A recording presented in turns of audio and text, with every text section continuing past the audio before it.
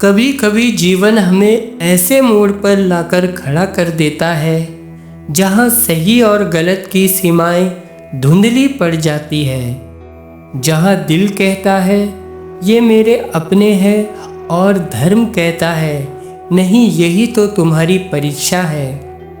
कुरुक्षेत्र की वही भूमि आज हमारी आत्मा का आईना बन जाती है, जहां मनुष्य के भीतर का युद्ध सबसे बड़ा रण बन जाता है। स्वागत है आपका श्री हरि ज्ञान सागर में, जहां हम जानेंगे श्रीमद् भागवत गीता के पहले अध्याय अर्जुन विषाद योग, वो अमर सत्य जिसने न केवल अर्जुन का जीवन बदल दिया बल्कि पूरे मानव जीवन का मार्ग दिखा दिया। चारों ओर युद्ध की तैयारी थी, घोड़े चिंगार रहे थे, रथों के पहिए गूंज रहे थे, ध्वजाएं हवाओं में फहरा रही थी।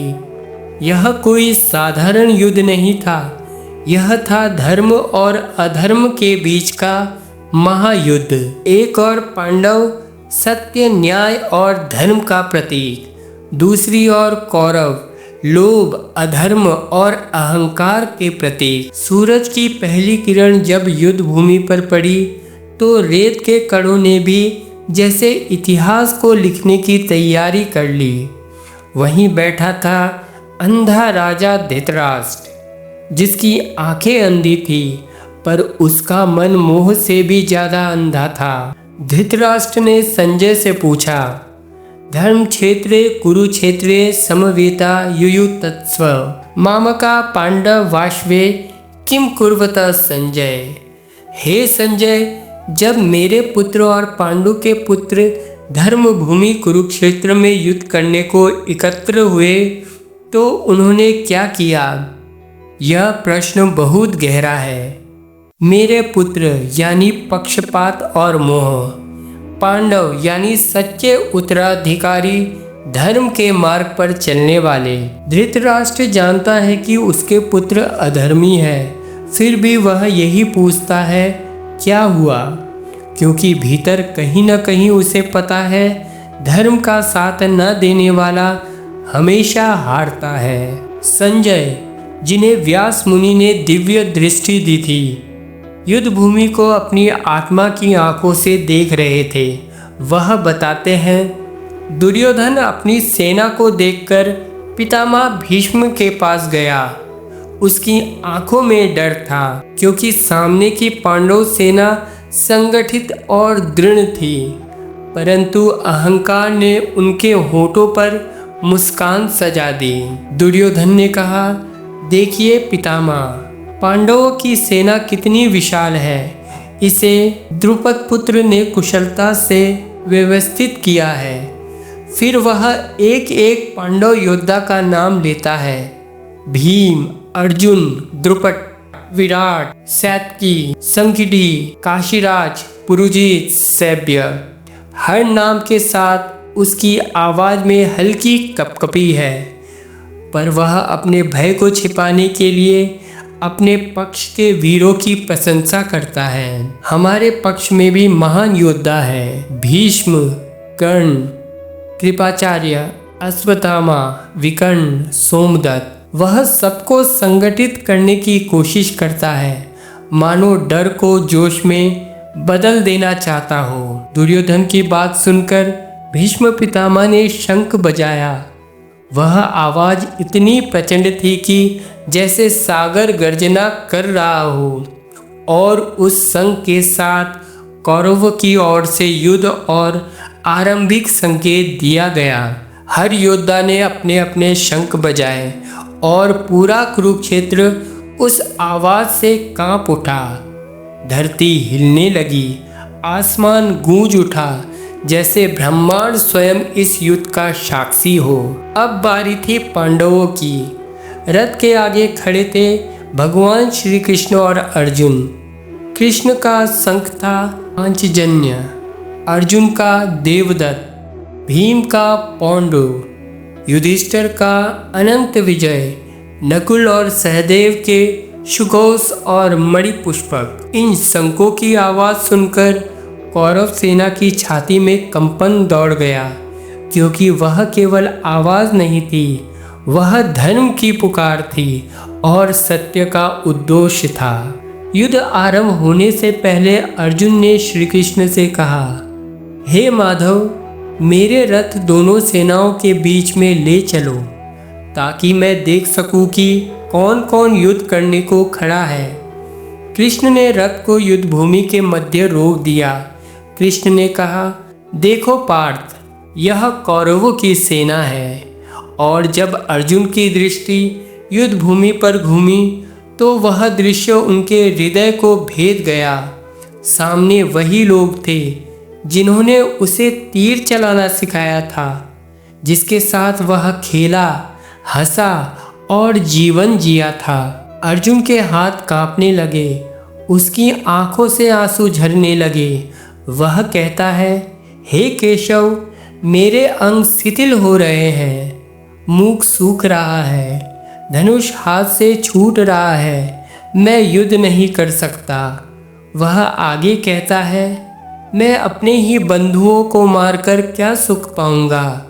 यदि ये सब मारे गए तो यह राज्य, यह विजय किस काम की होगी। यहाँ अर्जुन के हृदय एक साधारण मनुष्य की तरह बोल रहा है।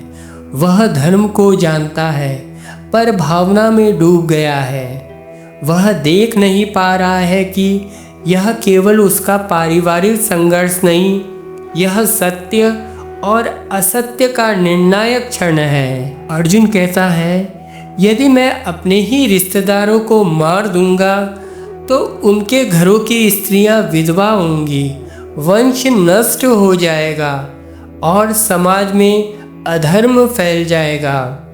वह सोच रहा है पर उसका विवेक भावनाओं के बादल में ढक गया है। वह यह भूल गया है कि अधर्म को नष्ट करना ही सबसे बड़ा धर्म है। धीरे धीरे उसका संकल्प टूटता जाता है। वह कहता है, हे माधव, मुझे राज्य नहीं चाहिए, न सुख चाहिए, न विजय। यदि मेरे अपने ही लोग मारे जाएंगे तो किसके लिए यह सब। वह अंत में कहता है, हे गोविंद, मैं युद्ध नहीं करूँगा। इतना कहकर अर्जुन रथ के भीतर बैठ जाता है, अपना धनुष नीचे रख देता है, आंखों में आंसू लिए मौन हो जाता है। वह योद्धा जो अजय था आज अपने ही मोह में हार गया। वह मनुष्य बन गया जिसे धर्म समझ नहीं आ रहा। श्री कृष्ण कुछ नहीं कहते, वह केवल मुस्कुराते हैं, क्योंकि वह जानते हैं जब तक मनुष्य टूटता नहीं तब तक वह सीखता नहीं। अर्जुन अभी मित्र के रूप में बोल रहा है, जब वह शिष्य बनेगा तभी ज्ञान प्रारंभ होगा। यही कारण है कि दूसरे अध्याय से ही श्री कृष्ण का उपदेश आरंभ होता है। अर्जुन विषाद योग केवल एक कहानी नहीं, यह हमारे जीवन का प्रतिबिंब है। हर मनुष्य कभी न कभी अर्जुन बनता है, जब वह अपने कर्म, अपने रिश्ते और अपने धर्म के बीच उलझ जाता है। वह भी कहता है, मैं क्या करूं। कुरुक्षेत्र कोई बाहरी युद्ध नहीं, यह हमारे भीतर का युद्ध है, जहां आत्मा यानी पांडव और मन के विकार यानी कौरव आमने सामने खड़े हैं। अर्जुन विवेक है जो सही जानता है पर कमजोर पड़ जाता है। कृष्ण चेतना है जो सही मार्ग दिखाते हैं। यह अध्याय हमें यह सिखाता है कि दुख से ही विवेक जन्म लेता है। जब तक हम भ्रम में हैं, हम ज्ञान को स्वीकार नहीं कर सकते। जीवन का पहला अध्याय हमेशा विषाद से शुरू होता है, परंतु अंत हमेशा मोक्ष में होता है। धृतराष्ट्र का मोह पक्षपात का प्रतीक है। दुर्योधन का भय अधर्म और असुरक्षित मन का प्रतीक है। अर्जुन की करुणा मनुष्य की भावात्मक कमजोरी का प्रतीक है। कृष्ण का मौन दिव्य और धैर्य का प्रतीक है और विषाद आत्मज्ञान की पहली सीढ़ी है। कुरुक्षेत्र की रेत पर रथ स्थिर है, अर्जुन झुका हुआ है, कृष्ण शांत है और पूरा ब्रह्मांड मानो उस मौन में सांस रोके खड़ा है।